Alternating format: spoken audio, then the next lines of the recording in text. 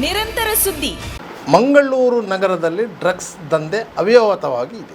ಇಲ್ಲಿನ ಮೆಡಿಕಲ್ ಕಾಲೇಜುಗಳ ವಿದ್ಯಾರ್ಥಿಗಳು ಮತ್ತು ಇತರ ಕಾಲೇಜುಗಳ ವಿದ್ಯಾರ್ಥಿಗಳನ್ನು ಕೇಂದ್ರೀಕರಿಸಿಕೊಂಡು ಈ ದಂಧೆ ನಡೆಯುತ್ತಿತ್ತು.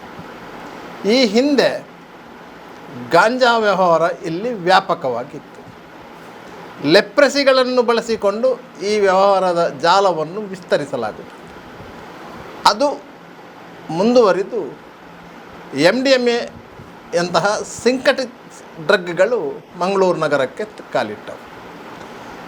ಇದರ ಪರಿಣಾಮ ಏನಾಯಿತು ಅಂತ ಹೇಳಿದರೆ, ಗಲ್ಲಿಗಳಲ್ಲಿ ಪೆಡ್ಲರ್ಗಳು ಹುಟ್ಟಿಕೊಂಡು ಇವರಿಗೆ ಸಿಂಥೆಟಿಕ್ ಡ್ರಗ್ಗನ್ನು ಸರಬರಾಜು ಮಾಡುವಂಥ ಏಜೆಂಟುಗಳು ಹುಟ್ಟಿಕೊಂಡು ಒಂದಕ್ಕೊಂದು ಲಿಂಕ್ ಇರುವಂಥ ವ್ಯವಹಾರ ಇದು. ಇದರ ಯಾವುದೇ ಕೊಂಡಿಯನ್ನು ಕಳಚಿದರೂ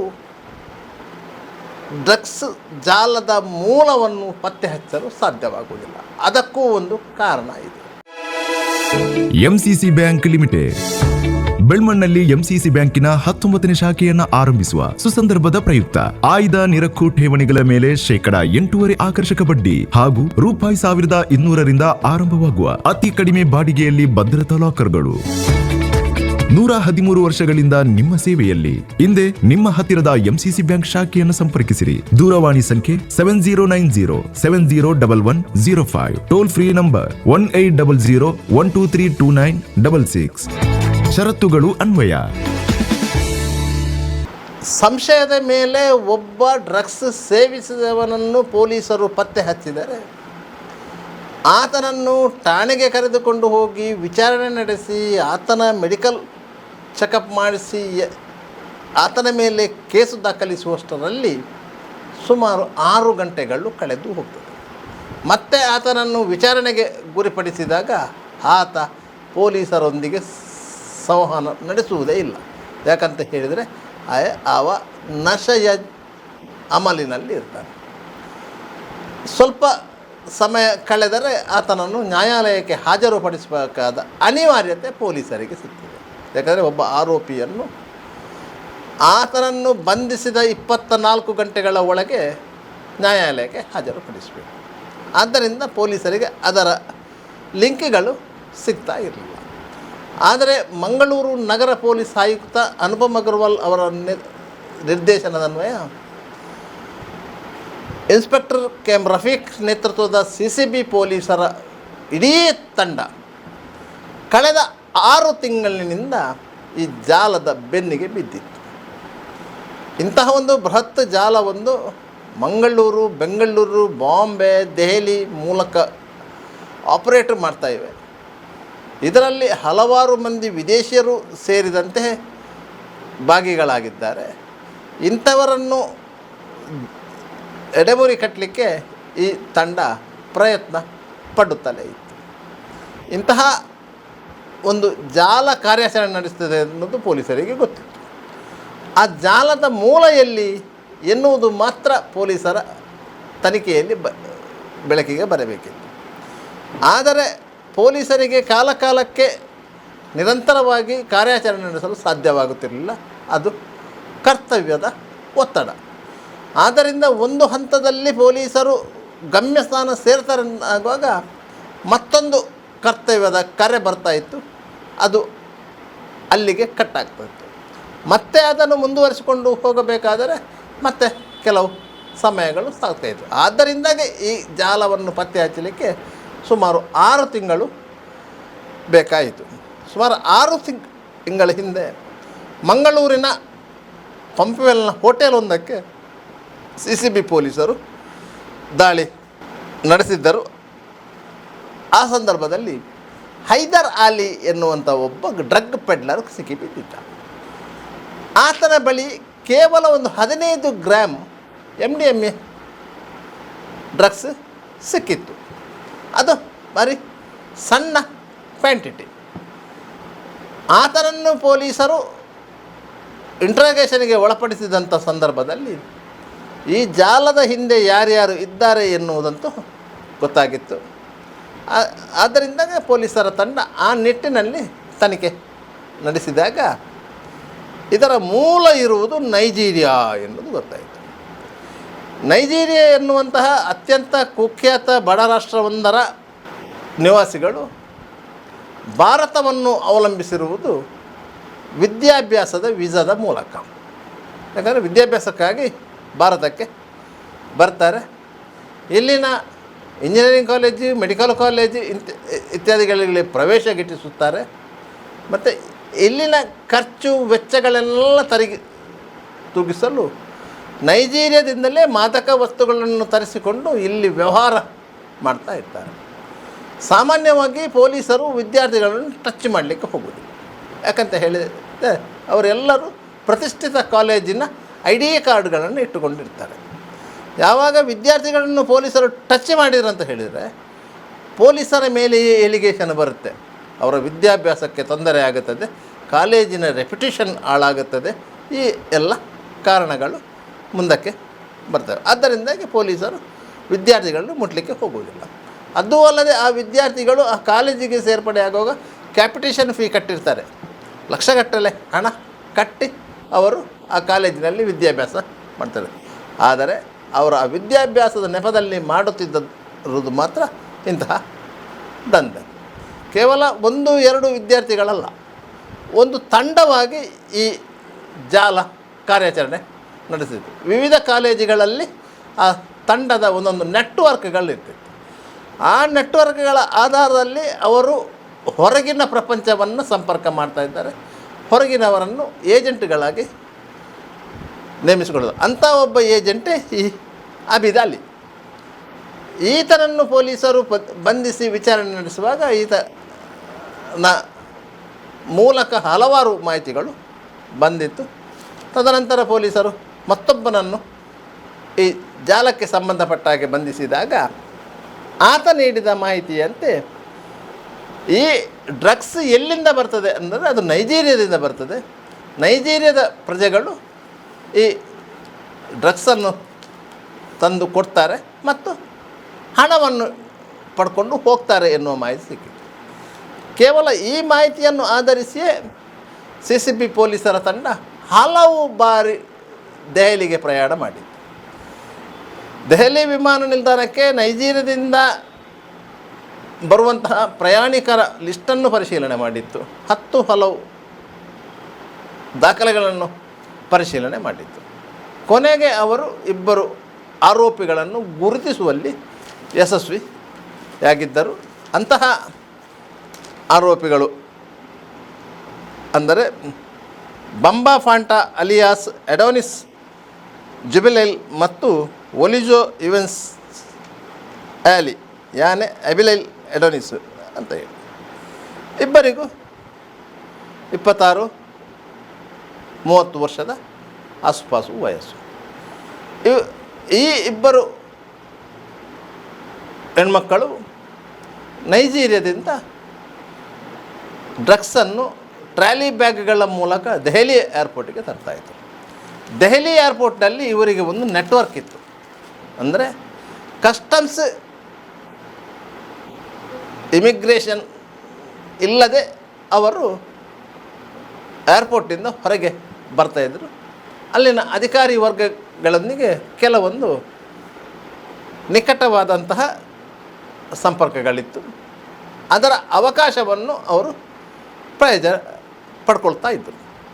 ಅದರಿಂದ ಆ ರೀತಿಯಾಗಿ ದೆಹಲಿಯಿಂದ ಏರ್ಪೋರ್ಟಿಂದ ಹೊರಬಂದ ಇವರು ಅಲ್ಲಿಂದ ರೈಲಿನ ಮೂಲಕ ಬೆಂಗಳೂರಿಗೆ ಬರ್ತಾಯಿದ್ರು. ವಿಮಾನ ನಿಲ್ದಾಣದಲ್ಲಿ ಚೆಕ್ಕಿಂಗ್ಗಳು ಜಾಸ್ತಿ, ಆದರೆ ರೈಲು ನಿಲ್ದಾಣಗಳಲ್ಲಿ ಚೆಕ್ಕಿಂಗ್ಗಳು ಕಡಿಮೆ. ರೈಲು ನಿಲ್ದಾಣದಲ್ಲಿ ಚೆಕ್ ಮಾಡೋದು ಏನಂತ ಹೇಳಿದರೆ ಕೇವಲ ಟಿಕೆಟ್ ಇದೆಯಾ ಇಲ್ಲವಂತೇಳಿ. ಟಿಕೆಟ್ ತೋರಿಸಿದರೆ ನೀವು ಬ್ಯಾಗ್ ಅಲ್ಲ, ನೀವು ಎಂಥದನ್ನು ಬೇಕಾದರೂ ರೈಲ್ವೆ ನಿಲ್ದಾಣದಿಂದ ಹೊರಗೆ ತರ್ಬೋದು. ಬ್ಯಾಗ್ ಸ್ವಲ್ಪ ಭಾರ ಇದ್ದರೆ ಅಲ್ಲೇ ಇರುವ ಪೋರ್ಟರ್ಗಳ ತಲೆ ಮೇಲೆ ಒರೆಸಿಕೊಂಡು ಬಂದರೆ ಅದನ್ನು ಯಾರೂ ಚೆಕ್ ಮಾಡೋದಿಲ್ಲ. ಅಂಥ ಒಂದು ವ್ಯವಸ್ಥೆ ಈ ದೇಶದ ರೈಲ್ವೆ ನಿಲ್ದಾಣಗಳಲ್ಲಿದೆ. ಇಂತಹ ಒಂದು ಅವಕಾಶವನ್ನು ಸದುಪಯೋಗಪಡಿಸಿಕೊಂಡ ಇರುವರು ಮಾದಕ ವಸ್ತುವನ್ನು ಬೆಂಗಳೂರಿಗೆ ತಂದು ಬೆಂಗಳೂರಿನಿಂದ ಅಲ್ಲಿ ಅದನ್ನು ವಿಲೇವಾರಿ ಮಾಡ್ತಾಯಿದ್ರು. ಈ ದಂಧೆ ಸುಮಾರು ವರ್ಷಗಳಿಂದ ನಡೀತಿತ್ತು. ಯಾಕಂತ ಹೇಳಿದರೆ ಈ ಬಂಧಿತ ಇಬ್ಬರು ಹೆಣ್ಣುಮಕ್ಕಳು ಈ ಹಿಂದೆ ಹಲವು ಬಾರಿ ಇದೇ ರೀತಿಯ ಗೂಡ್ಸ್ ಅನ್ನು ತಂದು ಡೆಲಿವರಿ ಮಾಡಿ ಹೋಗಿದ್ದರು. ಈ ಮಾಹಿತಿ ಯಾವಾಗ CCB ಪೊಲೀಸರಿಗೆ ಸಿಕ್ಕಿತ್ತು, ಇವರನ್ನು ಬೆನ್ನು ಹತ್ತಿ ಕೊನೆಗೆ ಅವರ ಲೊಕೇಶನ್ ಹುಡುಕುವಲ್ಲಿ ಸಫಲರಾಗಿದ್ದರು. ಬೆಂಗಳೂರಿನ ಎಲೆಕ್ಟ್ರಾನಿಕ್ ಸಿಟಿಯಲ್ಲಿ ಅವರ ಲೊಕೇಶನ್ ಸಿಕ್ಕಿತ್ತು ಮತ್ತು ಅವರನ್ನು ಹಿಡ್ಕೊಂಡು ಬಂದಿದ್ದಾರೆ. ಅವರನ್ನು ಇಂಟ್ರಗೇಷನ್ ಒಳಪಡಿಸಿದಾಗ ಮತ್ತು ಅವರ ಒಟ್ಟಿಗೆ ಇದ್ದವರನ್ನೆಲ್ಲ ಚೆಕ್ ಮಾಡಿದಂಥ ಸಂದರ್ಭದಲ್ಲಿ ಒಟ್ಟು 75 kg ಸಿಂಥೆಟಿಕ್ ಡ್ರಗ್ ಸಿಕ್ಕಿದೆ. ಇದು ರಾಜ್ಯದ ಇತಿಹಾಸದಲ್ಲಿ ಅತ್ಯಂತ ದೊಡ್ಡ ಬೇಟೆ. ಟೋಟಲಿ 75 ಕೋಟಿ ರು ಮೌಲ್ಯದ ಡ್ರಗ್ಸ್ ಇದು. ಈ ಹಿಂದೆ ಪೊಲೀಸರು ಕಾರ್ಯಾಚರಣೆ ನಡೆಸಿದಂಥ ಸಂದರ್ಭದಲ್ಲಿ ಹೆಚ್ಚು ಸಿಕ್ಕಿದೆ 1 kg 1.5 kg. ಅಂಥದ್ರಲ್ಲಿ ಇದು 75 kg ಅಷ್ಟು ಡ್ರಗ್ಸ್ ಸಿಗಿದೆ. ಇದರ ಟೋಟಲಿ ವರ್ತ್ 75 ಕೋಟಿ ರೂಪಾಯಿ. ಈ ಹಿಂದೆ 25 ಕೋಟಿ ರೂಪಾಯಿ ಮೌಲ್ಯದ ಡ್ರಗ್ಸನ್ನು ಒಮ್ಮೆ ಪತ್ತೆ ಹಚ್ಚಲಾಗಿತ್ತು. ಅದು ದಾಖಲೆಯಾಗಿತ್ತು ರಾಜ್ಯದ ಮಟ್ಟಿಗೆ. ಆದರೆ ಆ ದಾಖಲೆಯನ್ನು ಈ ಬೃಹತ್ ಕಾರ್ಯಾಚರಣೆ ಮೀರಿಸಿದೆ. ಒಟ್ಟಾರೆಯಾಗಿ ಈ ದಂಧೆ ಹಲವು ರೀತಿಯಲ್ಲಿ ಜನರಲ್ಲಿ ಸಂಶಯವನ್ನು ಮೂಡಿಸಿದೆ. ಒಂದು ದೇಶದಿಂದ ಮತ್ತೊಂದು ದೇಶಕ್ಕೆ, ಆ ದೇಶದ ವಿವಿಧ ರಾಜ್ಯಗಳಿಗೆ ಹರಡಿಕೊಂಡಿರುವಂಥ ಈ ಬೃಹತ್ ಜಾಲವನ್ನು ಮೂಲೋಚ್ಚಾಟನೆ ಮಾಡಲು ಪೊಲೀಸ್ ಇಲಾಖೆ ಸಮರ್ಥವಿದೆ. ಖಂಡಿತ ಸಮರ್ಥ ಇದೆ, ಇಲ್ಲಂತ ಏನಿಲ್ಲ. ಆದರೆ ಅದಕ್ಕಾಗಿಯೇ ಮೀಸಲಿರುವಂತಹ ಒಂದು ವಿಭಾಗ ಇದೆ. ಆ ವಿಭಾಗಕ್ಕೆ ಬೇಕಾದಂತಹ ಎಲ್ಲ ಆಧುನಿಕ ಸವಲತ್ತುಗಳನ್ನು ಒದಗಿಸಿದರೆ, ಸೂಕ್ತ ಸಿಬ್ಬಂದಿಯ ನೇಮಕವಾದರೆ ಈ ಜಾಲವನ್ನು ಸಂಪೂರ್ಣವಾಗಿ ತೊಡೆದು ಹಾಕುವಲ್ಲಿ ಪೊಲೀಸರು ಯಶಸ್ವಿಯಾಗ್ತಾರೆ. ಮಂಗಳೂರು ನಗರ ಪೊಲೀಸ್ ಆಯುಕ್ತ ಅನುಪಮ್ ಅಗರ್ವಾಲ್ ನೇತೃತ್ವದಲ್ಲಿ ನಡೆದಂಥ ಈ ಕಾರ್ಯಾಚರಣೆಯನ್ನು ಸ್ವತಃ ರಾಜ್ಯದ ಮುಖ್ಯಮಂತ್ರಿ ಸಿದ್ದರಾಮಯ್ಯನವರು ಟ್ವೀಟ್ ಮೂಲಕ ಅಭಿನಂದಿಸಿದ್ದಾರೆ. ಯಾಕಂತ ಹೇಳಿದರೆ ಇದೊಂದು ನಿರಂತರ ಪ್ರಕ್ರಿಯೆಯಲ್ಲಿ ನಡೆದಂತಹ ಕಾರ್ಯಾಚರಣೆ. 6 ತಿಂಗಳ ಕಾಲ ಪೊಲೀಸ್ ತಂಡ ಈ ಕಾರ್ಯಾಚರಣೆಯ ಹಿಂದೆ ಬಿದ್ದಿತ್ತು. ಈಗಿನ ಇನ್ಸ್ಪೆಕ್ಟರ್ KM ರಫೀಕ್ ಆಗಿರ್ಬೋದು, CCBಯ ಈ ಹಿಂದಿನ ಇನ್ಸ್ಪೆಕ್ಟರ್ ಶ್ಯಾಮ್ ಸುಂದರ್ ಆಗಿರ್ಬೋದು, ಆ ಇಡೀ ತಂಡ ಸುಮಾರು 10-15 ಪೊಲೀಸ್ ಸಿಬ್ಬಂದಿಗಳ ತಂಡ ಒಂದಲ್ಲ ಒಂದು ರೀತಿಯಲ್ಲಿ ಈ ಜಾಲದ ಹಿಂದೆ ಬಿದ್ದಿತ್ತು.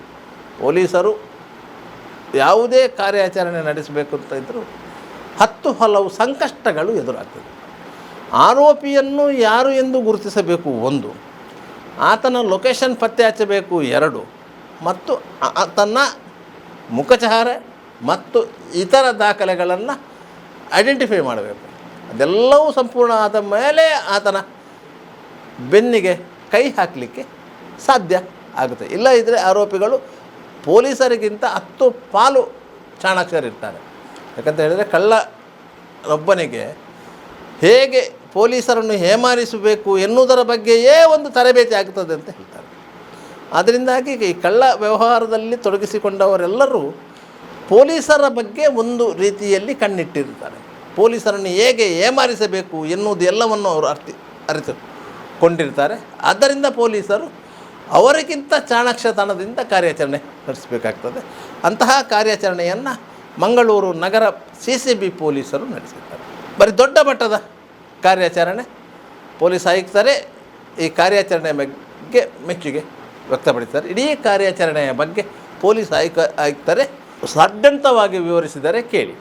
ಎಲ್ಲರಿಗೂ ನಮಸ್ಕಾರ. ಇವತ್ತು ನಾವು